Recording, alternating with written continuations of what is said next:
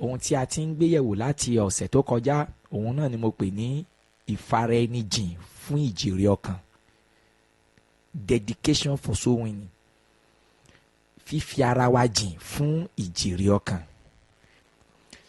Mo bá a sọ ọ̀pọ̀lọpọ̀ àwọn nǹkan ní ọ̀sẹ̀ tó kọjá gẹ́gẹ́ bí ẹ̀mí Ọlọ́run ti fi sí mi ní ẹnu wípé ìjèrè ọkàn ṣe kókó gan, wípé iná ìjèrè ọkàn sì ti kú nínú ìjọ Ọlọ́run lóde òní.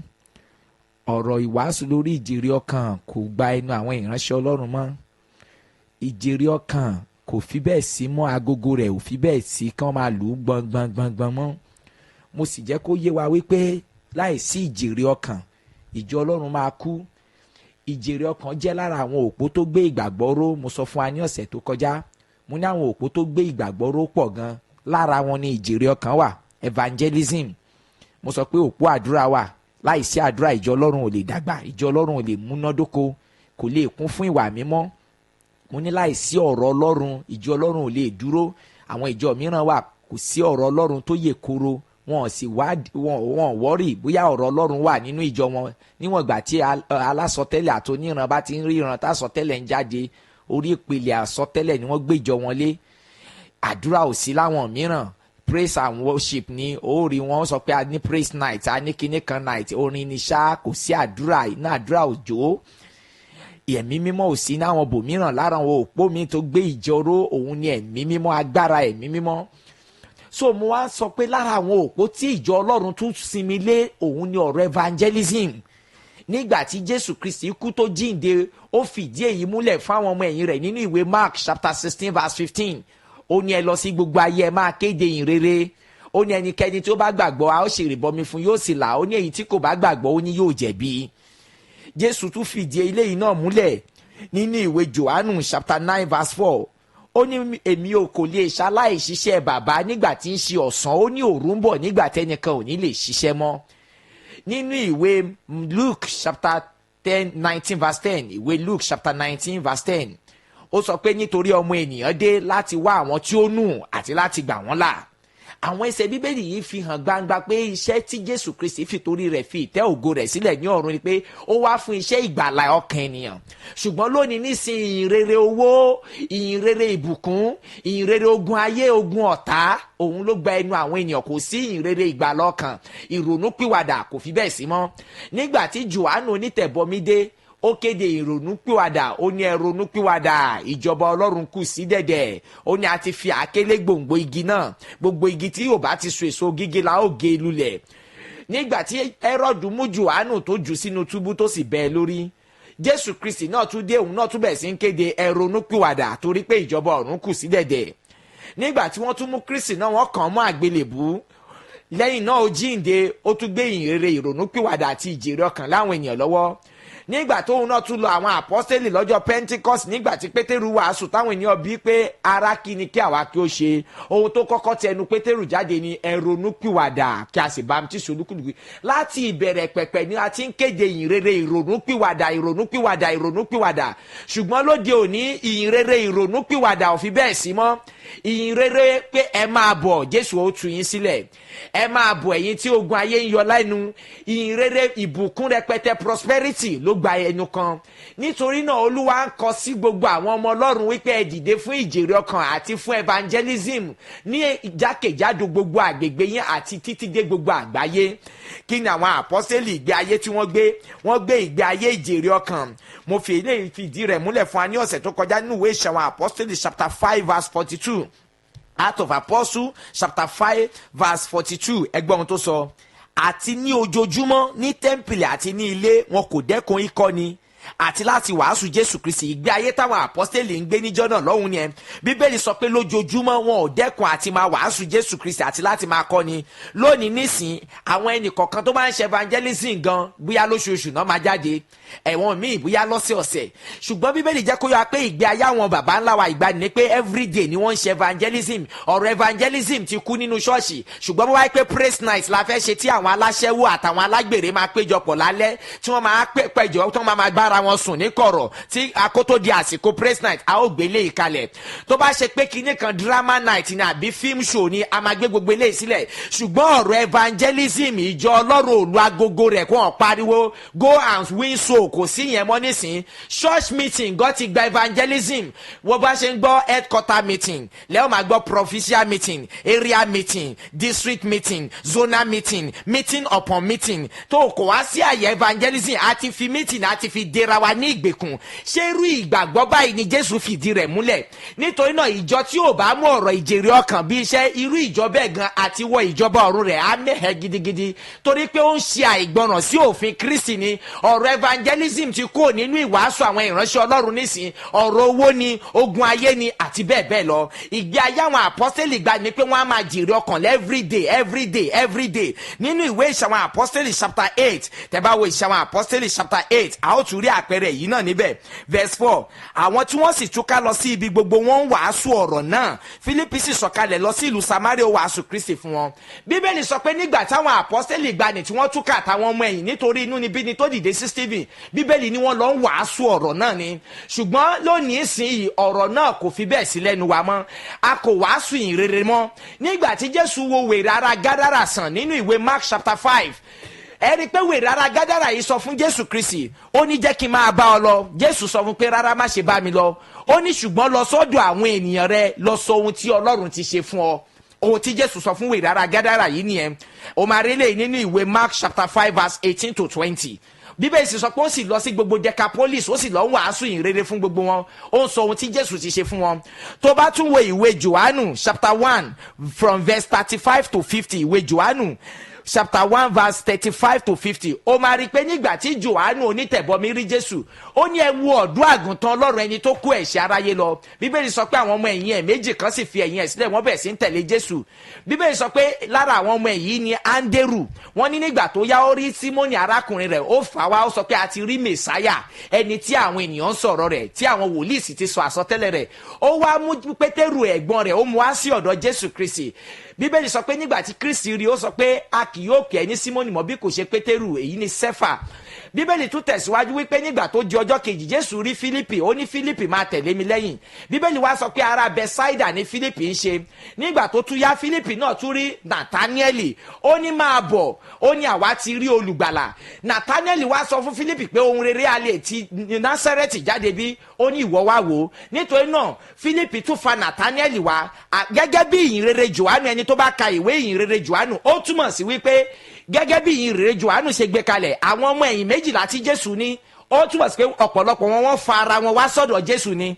Àpẹẹrẹ Áńdérù fa Pétérù wá ni, Fílípì ló fa Nàtáníẹ́lì wá tá mọ̀ sí Bátílómíù. Ó túmọ̀ sí pé àwọn èèyàn yìí wọ́n gbé ìgbé ayé ìjèrè ọkàn, wọn á máa fara wọn wá sí ọ̀dọ̀ Jésù Kristi. Ṣùgbọ́n lónìí nísìnyí kò sí ìgbé ayé ìjèrè ọkàn jíjẹ́rìí Kristi fún àwọn ènìyàn tó yí wa ká láti bá wọn sọ̀rọ̀ nípa ìgbàlà. Ẹlòmíì ò mọ bó ṣe lè sọ fún ẹlòmíì nípa Jésù. Oríṣiríṣi ọ̀nà la lè gbà fi sọ fún èèyàn nípa Jésù. Ó lè jẹ́ pé ẹni tó wà lẹ́gbẹ̀ẹ́ yẹn àìsàn ló ń dè, ó lè fi Kristi lọ bí olùwòsàn wípé nípa ìná rẹ̀ àti mú aláradá pé tó bá lè gba Jésù yóò ní ìrírí ìwòsàn. Dípò kẹ́lòmíì lo àǹfààní ìfikéde Kristi fún aláìsàn tó wà lẹ́gbẹ̀ẹ́ rẹ̀, yóò gbogbo oògùn ayé yìí pátá orí ọpọlọ ẹ̀ ló wà. A ní ṣó ti lo oògùn báyìí, ṣó ti lo oògùn báyìí, jẹ́ kí n fún ẹ ní nọ́mbà dókítà báyìí. Èyí ni wípé a kàn jẹ́ Kristẹni aláìléso. Kristi kú fún wa, àwa ń retí pé kó wá dé kó máa mú wa lọlé. Ẹ̀kọ́ lórí pé Jésù ń bọ̀ á mú wa lọlé la jókòó tì. Àwa ò fẹ́ ṣe nǹkan kan fún Kristi títí yóò fi dé. Irú ìgbé ayé bẹ́ẹ̀ yẹn ìgbé ayé aláìléso ni. Bíbélì sì sọ pé gbogbo igi tí kò bá so èso gígé la ó gé wọn dànù. Kí ni èrèdí tí evangelism fi ń kú? Àwọn yẹn la fẹ́ gbéyẹ̀wò lónìí. Lára àwọn ohun tí mo ti sọ ní ọ̀sẹ̀ tó kọjá ni mo ra sọ lérèfé yẹn. Kí ni àwọn èrèdí tó jẹ́ pé evangelism ìjèrè ọkàn tó fi kú? Ìwọ tó ń gbọ́ mi lọ́wọ́lọ́wọ́, ìwọ gan mo mọ̀ tó bá jẹ́ Kírísítẹ́nì, ọkàn ẹ̀ lè máa jẹ́ ẹlẹ́rìí pé ìjọ tó ń lọ gbé ọ̀rọ̀ evangelism lárugẹ, ìjèrè ọkàn. Wọ́n lè máa sọ lórí pẹpẹpẹ jáde lọ jèrè ọkàn, ṣùgbọ́n ẹ máa mọ̀ wípé ẹ̀ kì í ṣe. Ọ̀pọ̀lọpọ̀ pásítọ̀ go ò jáde láti líìdì pé káwọn àgùntàn kó tẹ̀lé òun, kó kọ́ wọn bó ṣe ń ṣe ìjèrè ọkàn tá à ń pè ní ìpẹja ènìyàn. Jésù sọ fún àwọn àpọ́sítélì, ó ní ẹ máa tẹ̀lé mi lẹ́yìn, èmi ó sọ yín di apẹja ènìyàn.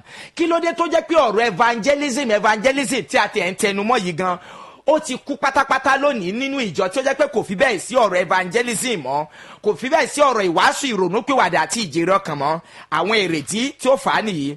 èrèdí àkọ́kọ́ tó fà á tí evangelism fi kú òun ni wípé àbí táwọn ọmọ ọlọ́run ò fi mọ iṣẹ́ ìjèrè ọkàn ṣe ni pé ọ̀pọ̀lọpọ̀ ò mọ èrèdí tí Kristi fi kú fún.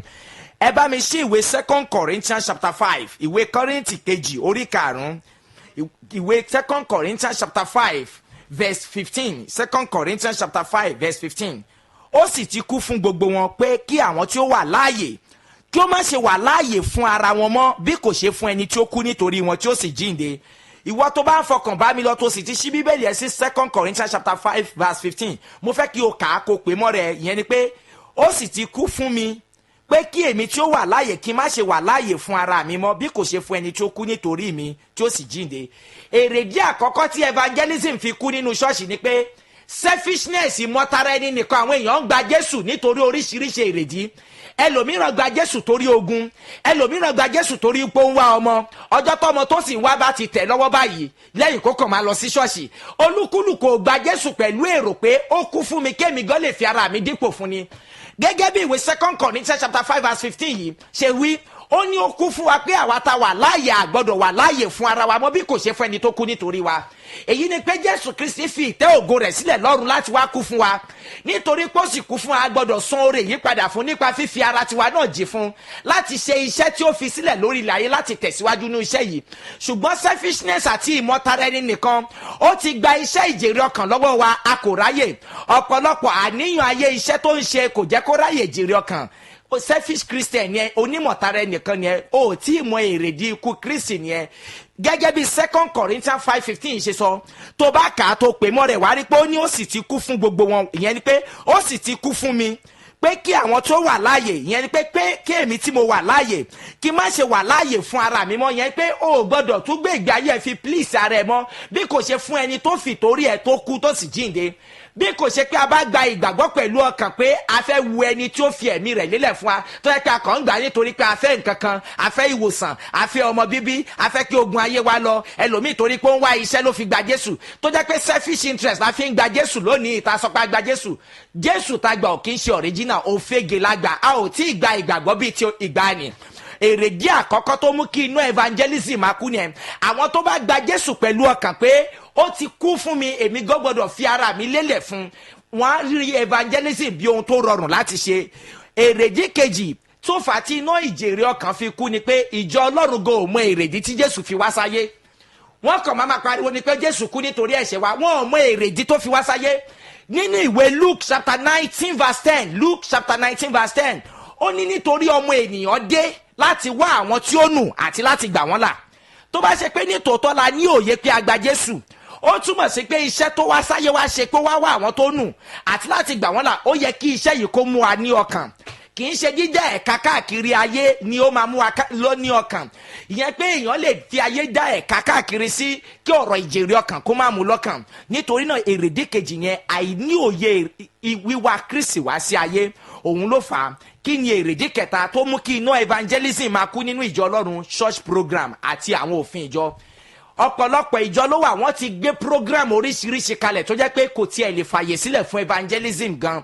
àpẹẹrẹ, ó máa gbọ́ headquarter meeting, zonal meeting, provincial meeting, district meeting, area meeting, kìnnìkan meeting. wọ́n wá sọ pé tó o bá ti attend gbogbo meeting o ṣe lòdì sáwọn aláṣẹ, o bọ̀wọ̀ fáwọn aláṣẹ.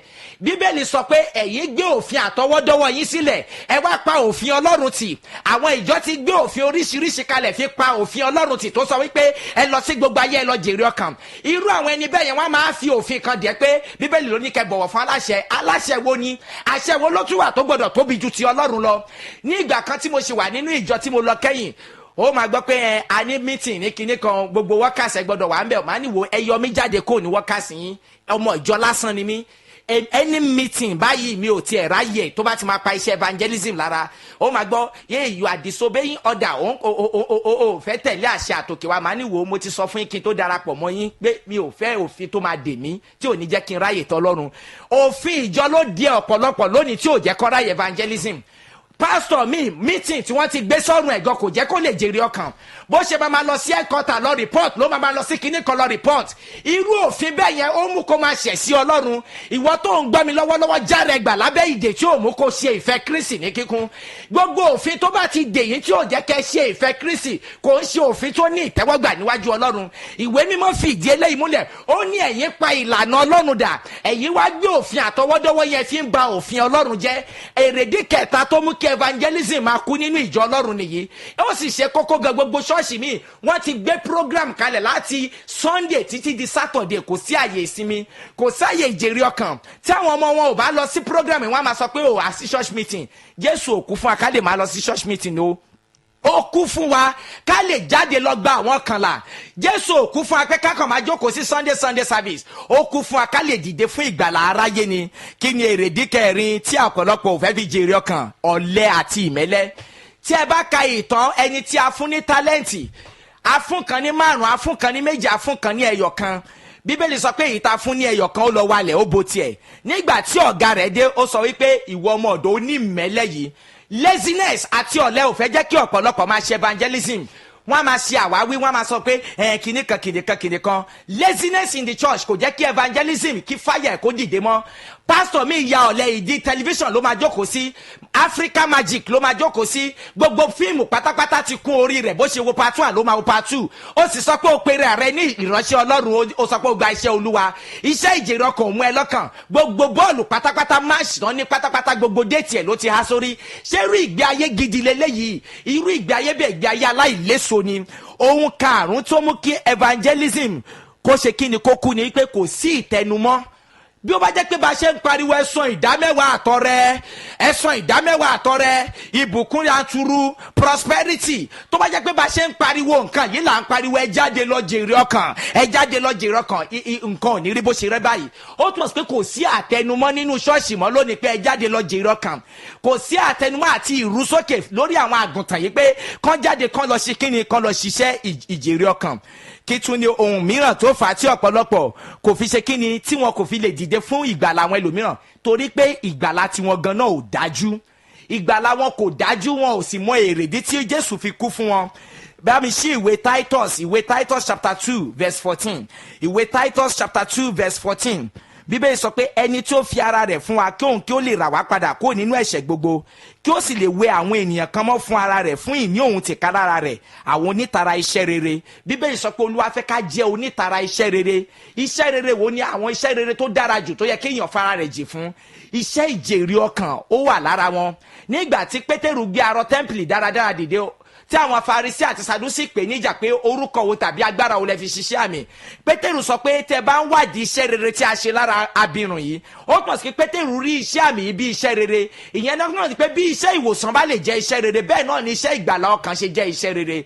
Àìní òye bí ìgbàlá ṣe ṣe iyebíye sí kò jẹ́ kí ọ̀pọ̀lọpọ̀ kó dìde fún ìjèrè ọkàn. Nítorí náà èyíkéyìí nínú nǹkan wọ̀nyí tó bá jẹ́ pé òun ló fà á tí iná ìjèrè ọkàn fi kú nínú ìwọ olùgbọ́ mi, mo fẹ́ kí o ronúpìwàdà kó rúra rẹ sókè. Kristi ò kú fún wa ká kàn lè máa gbé bíbélì kiri, ó kú fún wa ká lè jẹ́ ẹni onítara iṣẹ́ rere ni. Kí tún ni èrèdí keje tí ìjèrè ọkàn fi kú? Ìbẹ̀rù ènìyàn. Ìbẹ̀rù oríṣiríṣi ni ó fà á tí ọ̀pọ̀lọpọ̀ ò fi ṣiṣẹ́ ìjèrè ọkàn.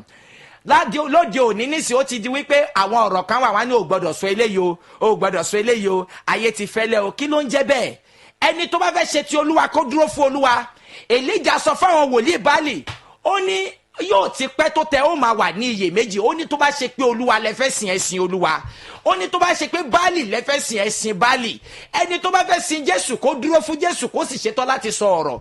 Ṣédírákì, Méṣákì, Abẹ́dínígò bẹ̀rù láti sọ fún Nebukadnésárì pé àwọn ò lè tẹríba fún Ọlọ́run mìíràn. Kí ló dé tó jẹ́ pé ọ̀pọ̀lọpọ̀ lónìí wọ́n máa fi òtítọ́ sábì ahọ́n sọ? Ẹlòmíín ní àǹfààní láti wàásù fún olóṣèlú, owó ọwọ́ ẹ̀ ló ń ṣojú kòkòrò sí afọ́jú lásánlàsàn.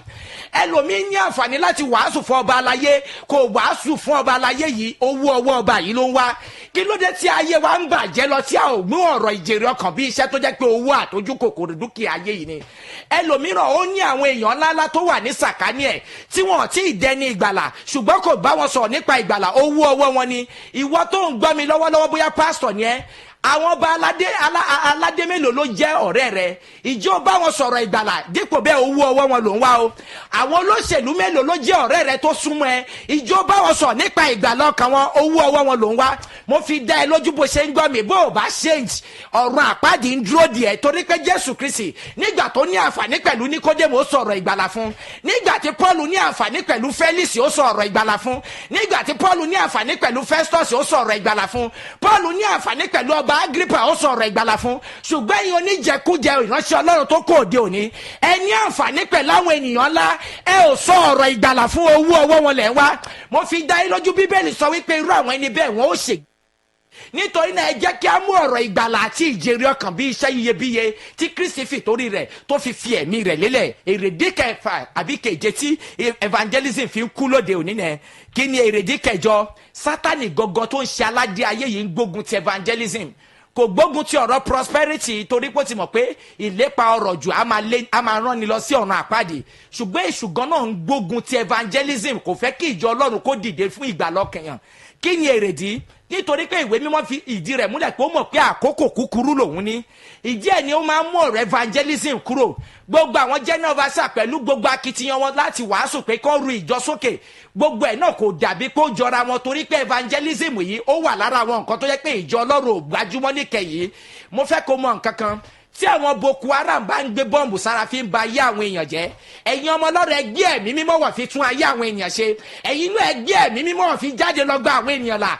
Kìrìsìtẹ́nì tó bá ń bẹ̀rù tó ń sọ pé mi ò fẹ́ wàhálà fàyè mi, ò tí ì mọ ẹni tó gbà ní. Wọ́n nǹkan jẹ́ kí n sọ fún èèyàn òkè kú lẹ́ẹ̀mejì. Bó o bá fẹ́ gba Jésù, gbà á pẹ̀lú gbogbo ọkàn. Tó o bá fẹ́ gba ayé àti ìfẹ́kúfẹ́ rẹ̀, gbà á pẹ̀lú gbogbo ọkàn rẹ̀. Ṣùgbọ́n o fẹ́ gba Jésù, o tún fẹ́ máa gba ayé, o fẹ́ máa ní èmi ò fẹ́ wàhálà fàyè mi, ò tí ì mọ ẹni tó gbà ní. Ìwọ rí ẹni mímọ́ kan nínú ìwé mímọ́ tó máa ń bẹ̀rù àti sọ òdodo ni.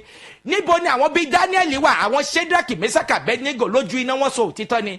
Nítorí náà tó bá sọ pé ò fẹ́ sọ òtítọ́, Sátánì á máa lọ gbé àwọn ọmọ tiẹ̀ dìde fi máa ba ayé àwọn ènìyàn jẹ́. Ẹ̀yin náà gbé iná ẹ̀mí mímọ́ wọ̀, ẹ wọ agbára ẹ̀mí mímọ́ rí, ẹ gbé ìtara wọ̀, ẹ gbé agbára wọ̀, ẹ gbé ìwà mímọ́ wọ̀, ẹ kún fún ìmọ́lẹ̀, ẹ dìde fún ìgbàlà ọkàn àwọn ènìyàn. Kẹ́yẹ pariwo ìdámẹ́wàá pariwo jù, ẹ yẹ pariwo ìbùkún jù, ẹ dìde fún ìgbàlà àwọn tó ń kú lọ. Bíbélì sọ pé ẹ dìde, ẹ fà wọ́n yọ nínú iná. Ó ní ẹ fà wọ́n yọ nínú iná ọ̀run àpáàdì. Ìgbé ayé tí ò bá kí ń jèrè ọkàn, òkú ìgbé ayé ni, kò lè mọ bí ìgbàlà ṣe ṣe iyebíye sí. Kí wá ní èrèdí kẹsàn-án tí evangelism fi ń kú? Àníyàn ayé jẹ́ kan lára rẹ̀. Ọjà, ṣọ́ọ̀bù mi, pásítọ̀ mi ti tirẹ̀ bọ́nú àwọn àníyàn oríṣiríṣi, kò bójútó àwọn àgùntàn tó Olúwa kó sábẹ́ rẹ̀ gan.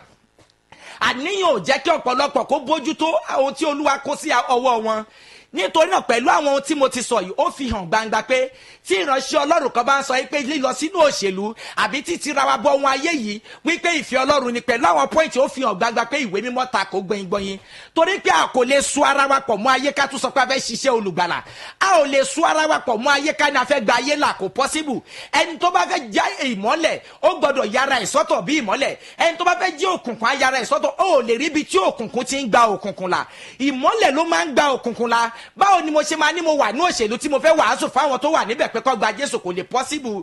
Nítorí náà ó lè wà nínú kànga kó sọ pé ó fẹ́ yọ ẹni tó wà nínú kànga jáde. Ẹni tó bá fẹ́ yọ ẹni tó wà nínú kòtò jáde, òkè ló máa wà. Nítorí náà ẹ wá ìmísí àtòkè wá, ẹ wá rí, ẹ wá agbára ẹ̀mí mímọ́ rẹ̀. Ẹ̀yin ọmọ Ọlọ́run, kì í ṣe ìránṣẹ́ Ọlọ́run nìkan. Ẹ jẹ́ ká dìde fún ìgbé ayé ìjèrè ọkàn. Tí àwọn kan bá ń gbé bọ́ǹbù sára tí wọ́n sì gbàgbọ́ nínú Ọlọ́run, tí wọ́n gbàgbọ́ tó ń pa àwọn ènìyàn run, ẹ jẹ́ kí ìjọ Ọlọ́run dìde nínú agbára ẹ̀mí mímọ́ láti gba ọkàn àwọn ènìyàn là. Nítorí pé èrèdí tí Kristi fi wá sáyé tó sì fi kú nìyẹn.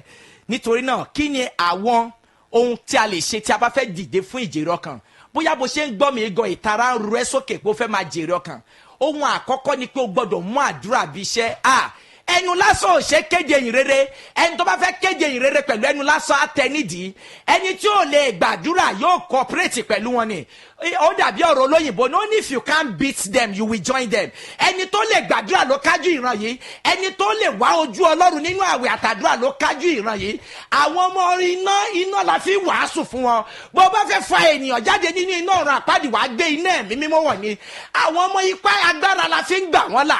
Agbára ẹ̀mí mímọ́ la fi ń gbà àwọn ọmọ ipá là. Nítorí náà àdúrà ló máa ń mú agbára wá. Àdúrà ló máa ń mú ìfàmì òróyàn tó tó ojú ojúlówó láti kájú ìran yìí. Àdúrà ni Èlíjà fi dí pẹ̀lú ìran rẹ̀. Àdúrà ni Nehemiah gbà títí ó fi mọ odi náà. Àdúrà ni Daniel gbà tó fi gba àwọn ènìyàn rẹ̀ kúrò ní Bábílónì. Inú àdúrà ti kú lónìí. Ohun àmúyẹ àkọ́kọ́ láti fi gbé ìjèrè ọkàn dìde ni àdúrà tó múnádóko. Eléyìí ó ṣe àdúrà ṣúkẹ́ṣúkẹ́. Àdúrà níbi tí wàá ti pẹ́ níwájú Ọlọ́run tí yóò ti kún ẹ fún ìwàláyé rẹ̀. Ohun àmúyẹ àkọ́kọ́ nìyẹn. Ohun àmúyẹ ìkejì ni ọ̀rọ̀ Ọlọ́run gbọ́dọ̀ kúnnú rẹ̀. Bíbélì sọ pé ẹ jẹ́ kí ọ̀rọ̀ Kristi máa gbé inú yín ní ẹ̀kúnrẹ́rẹ́. Ọ̀rọ̀ ló ń gbanilà. Bíbélì sọ pé òfin rẹ̀ iyebíye ni. Ó ní òfin Olúwa máa yí ni ní ọkàn padà gẹ́gẹ́ bí ìwé Psalm 19 ṣe sọ. Ó ní òfin Olúwa á máa tuni nínú. Ọ̀rọ̀ ní sọ ní di ọ̀tun. Ọ̀pọ̀lọpọ̀ pásítọ̀ tó bá dúró sórí pẹpẹ ìtàn ayérayé tó ti kú ni wọ́n á máa sọ. Wọ́n á fẹ́ wàásù 1 hour, wọ́n ti fi 45 minutes sọ ìtàn, wọ́n fi rojọ́ lọ tí ò ní ìtumọ̀. At the end of the day, wọ́n sì sọ pé ìránṣẹ́ Ọlọ́run ni wọ́n torí pé wọn ò kún fún ọ̀rọ̀ Ọlọ́run. Ọ̀rọ̀ Ọlọ́run ló lè gba ọkàn la. Jésù sì ní ọ̀rọ̀ yìí. Òun náà la gbọ́dọ̀ ṣe àwárí ohun àmúyẹ kejì yẹn. Ohun àmúyẹ kẹta ni ìfara ẹni jìn. Nígbà kan mo wàásù bí kan mo wá pe àwọn èèyàn wípé ìwọ lẹ fẹ́ fara yín jìn fún ìjèrè ọkàn. Pé lọ́jọ́ kan ẹ gbọ́dọ̀ jèrè ọkàn kan. Ọjọ́ kan kankan ẹnìkan bá sọ fún mi wípé pásítọ̀ ó sàn ká má jẹ́jẹ́ ju ká jẹ ká má múṣẹ lọ. Mo ní mo ní tó bá yẹ pé wọ́n sọ wípé ìwọ lẹ fẹ́ fún wa ní 10,000. 15,000 tí wọ́n wá sọ fún yín pé ẹgbà Ọlọ́run gbọ́ pé yóò pèsè ẹ̀ fún ẹ máa jáde wá síta. Mo ní ò ní sọ wípé ó sàn kéèyàn má jẹ́jẹ́ ju kó jẹ kó má múṣẹ lọ. Mo ní mo wá ń ru yín sókè ní ìsìn pé kẹ́ fara yín jìn fún ìgbé ayé ìjèrè ọkàn lójoojúmọ́ pé kò gba Ọlọ́run gbọ́ pé yóò kún ẹ fún orí ọ̀fẹ́ àtagbára láti ṣe wá ń sá sẹ́yìn. Mo ní ò tí ì mọ ibi tó ń lọ ni. Àwọn kan wá fi ìgbàgbọ́ rura wọn sókè láti ìgbà àwọn èèyàn yẹn wọn ò rí bákan náà mọ́ nítorí pé wọ́n dàgbà nínú orí ọ̀fẹ́ tí wọn ò rò pé àwọn lè dé. Torí pé ó mú kán fara wọn jìn fún àwẹ̀, ó mú kán fara wọn jìn fún àdúrà, ó mú kán fara wọn jìn fún ohun tí wọn ò fara wọn jìn fún tẹ́lẹ̀. Nítorí náà ẹ jẹ́ ká ṣe àwárí ìjèrè ọkàn. Ó ti kú nínú ìjọ Ọlọ́run, ó ṣe kókó gidigidi gan. Kí wá ní ohun àmúyẹ kẹrin láti fi dìde fún onídìí àwẹ̀. Bíbélì sọ fún wa nínú ìwé 2 Corinthians chapter 4 verse 3-4. Ó ní bí ìyìn rere wa bá farasin. Ó ní ó farasin fún àwọn tí ó nù. Nínú àwọn ẹni tí Ọlọ́run ayé yìí ti sọ ọkàn àwọn ẹni tí kò gbàgbọ́ di afọ́jú. Kí ìmọ́lẹ̀ ìyìn rere Kristi kó má bàa mọ́lẹ̀ nínú wọn. Sátánì ló máa ń bu ìfọ́jú lu ọkàn yàn. Oríṣiríṣi evangelism ló wà. A ní evangelism ti ọ̀nà ọjà, a ní evangelism ti hospital, a ní evangelism ti ìgbèríko, a sì ní evangelism àkànṣe fún àwọn ènìyàn àkànṣe. Kí là ń pè bẹ́ẹ̀? Fún àpẹẹrẹ àwọn aṣẹ́wó ní sì bá fẹ́ wàásù fún wọn. Òru náà máa ń jáde, wọ́n wá tò sétí títì lọ. Àwọn túbọ̀ sí pé òru lèmi náà jáde láti lọ bá wọn sọ̀rọ̀. Nítorí ẹlòmíà ní bí Ọlọ́run bá ń ṣe ìwọ náà máa ṣọ́ rẹ̀ wo nǹkan ò tí ì mọ ohun tó gbà ni. Tó bá gbé Kristi wọ̀, ẹ̀mí mímọ́ á gbé ẹ wọ̀, ìfẹ́ á gbé ẹ wọ̀, ó ní máa ro àwọn nǹkan táyé rò, ìrònú ẹ̀ ò ní máa jẹ́ bí táyé, ó ní ka ẹ̀mí rẹ̀ bí ohun pàtàkì. Apọ́sítélì Pọ́ọ̀lù sọ pé èmi kò ka ẹ̀mí mi bí ohun tó ṣe pàtàkì fún mi bí kò ṣe láti kéde ìyìn rere. Àwọn kan bá máa jáde lóru fi ṣọṣẹ́, kí ló dé táwọn ìránṣẹ́ Ọlọ́run ò lè jáde lóru fi gbọ́ ọkàn wọn là? Sórí tó bá fẹ́ ṣe evangelism pẹ̀lú ọgbọ́n ayé ò lè so èso kankan láti inú rẹ̀. O ní láti wá ọgbọ́n tó ga ju ti ayé yìí lọ. Bíbélì sọ pé ọgbọ́n ayé ìwèrè ni níwájú Ọlọ́run. Màá dúró níbi tí mo dé lónìí. Bóyá o ní ìbéèrè kan tàbí òmíràn àbí ọkàn rẹ̀ ń pòǹgbẹ fún evangelism, mo fẹ́ pé kí o pe àwọn nọ́mbà wọ̀nyí 080 3892 6927 080 3892 6927 tàbí 080 28 38 0866 08028 38 0866. Fún wọn tó bá fẹ́ ìjèrè ọkàn tó fẹ́ ìtara fún tó fẹ́ fara rẹ̀ jìn fún text message sí nọ́mbà yẹn wọn tàbí kí o pè mí. Àlàáfíà ni fún wa. pé wá lọ́sàn-án lóru láàrin ìlú mi ayé lójoojúmọ́ lágbóhùn rẹ̀ wípé Christian tẹ́.